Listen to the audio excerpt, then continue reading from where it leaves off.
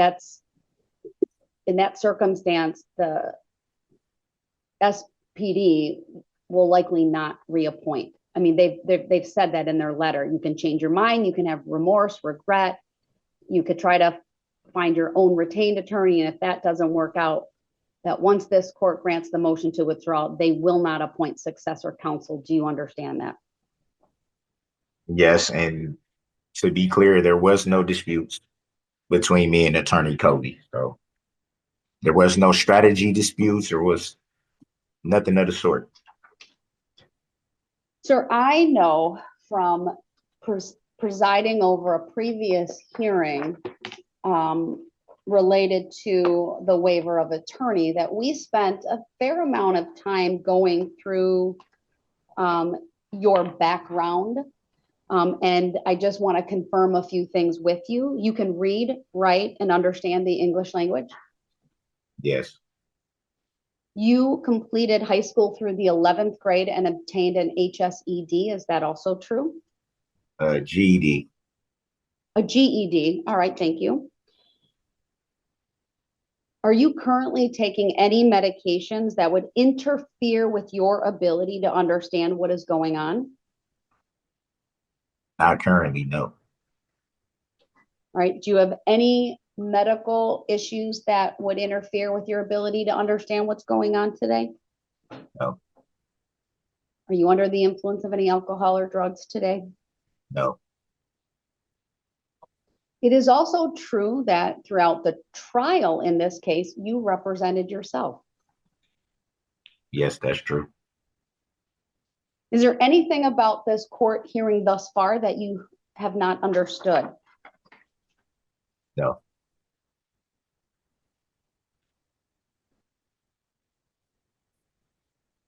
Are you asking this court to allow Attorney Covey to withdraw as your attorney of record? Yes. If you change your mind, I want to confirm once again that you are aware the Public Defender's Office will not appoint successor counsel. Yes. Are you aware that if you can't hire or retain an attorney on your own, the Public Defender's Office will not appoint successor counsel? Yes. Do you understand, sir, that you will be responsible for all aspects of your post-conviction litigation and appeal, including compliance with all court rules and procedures? Yes.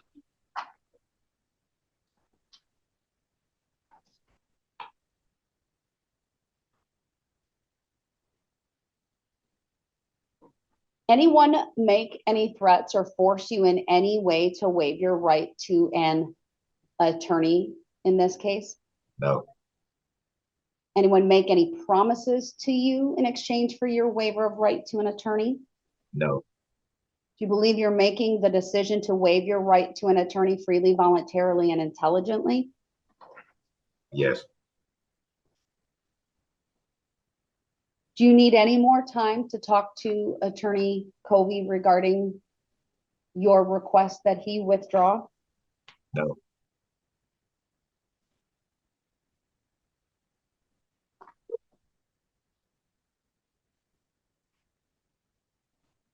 Do you further understand you may need to file motions in the Court of Appeals seeking an extension of time?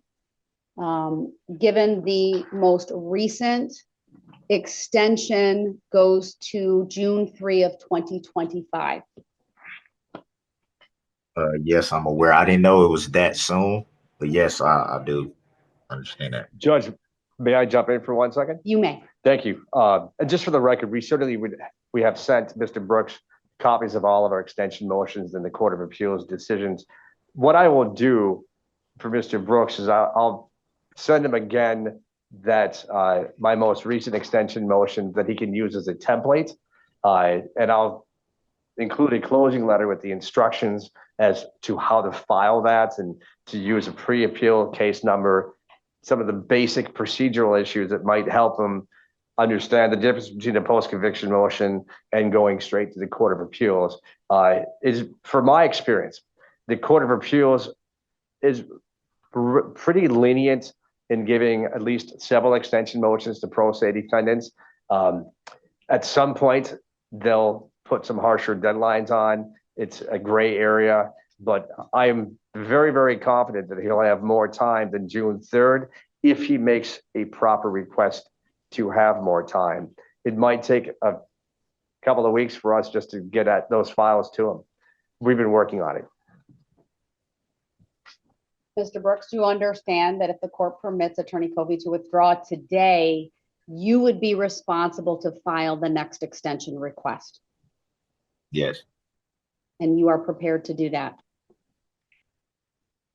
Well, once I receive the templates that Attorney Covey is going to send me, yes, I'll be ready to do that. You understand he's not required to do that. He's just offering to do that, and it would not. I know.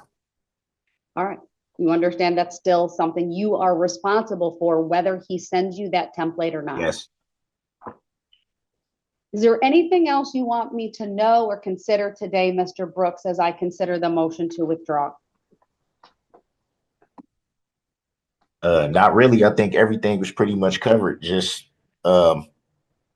understanding should be there that, again, this facility is a lot different. So there are different types of hurdles that I've already seen that I would have to jump over to be able to get things done. So I just want that to be stated for the record. That it's just a lot different, and there's a lot of different procedure wise things here. So I'm still navigating that, as I haven't been here that long. So I'm still learning as I go. So that's it. And you're willing to take on your own case with that difficulty and those challenges related to the institution? At this time, yes. Attorney Colby, anything you think I've overlooked here today as it relates to this motion? Judge, I'm very satisfied with the colloquy. I think just to make a record, I have just one other issue. If I may ask Mr. Brooks a quick question. Go ahead. Mr. Brooks, I know you talked about that there are some difficulties. I just want to make sure, are you still allowed to have access to your legal files? So the legal files is something that I haven't been explained. I didn't know that there was conversations about the whole flash file thing. I haven't even heard anything about that. I really don't know how. Somebody maybe here can explain to me how that will work. So I'm kind of like trying to figure it out myself, actually.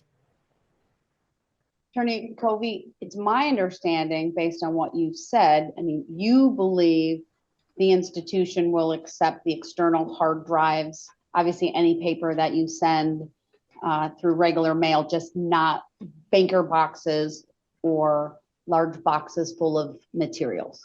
Yes. So if I were to send them a 40-page packet of materials with appellate rules of procedure and extension motion template, I think any facility would allow that to be processed through, so long as I don't have clips or staples.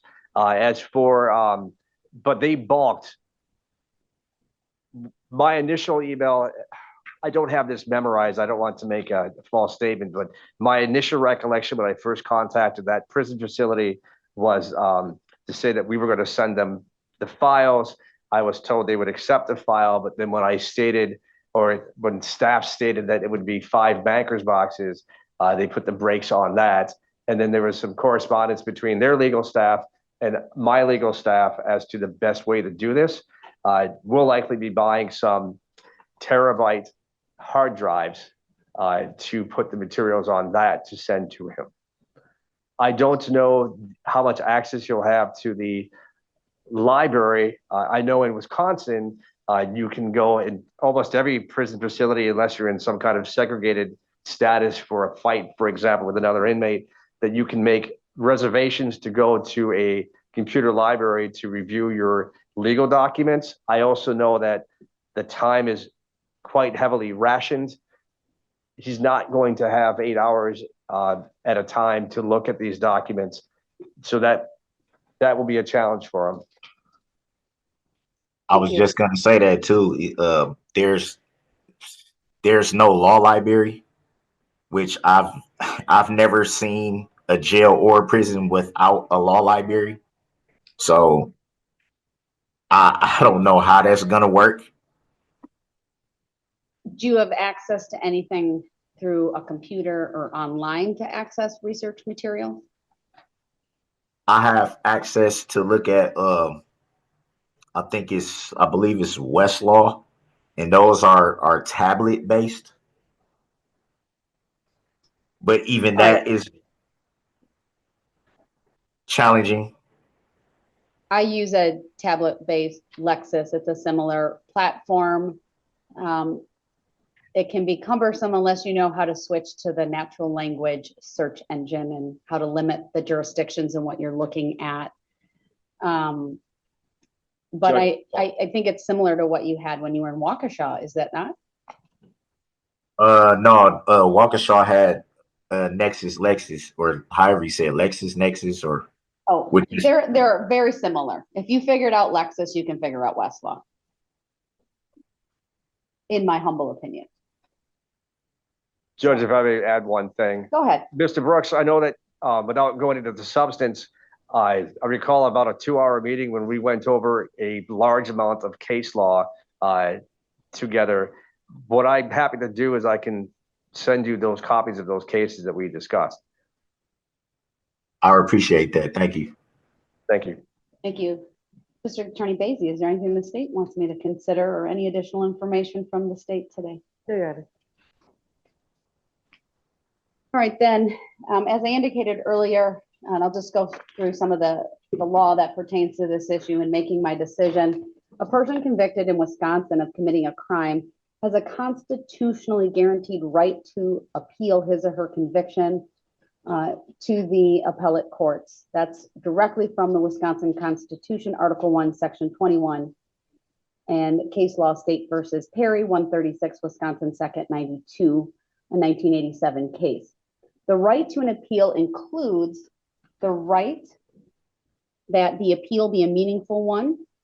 An indigent defendant is constitutionally entitled to the appointment of counsel at public expense for the purpose of prosecuting his or her one and only appeal as of right from a criminal conviction.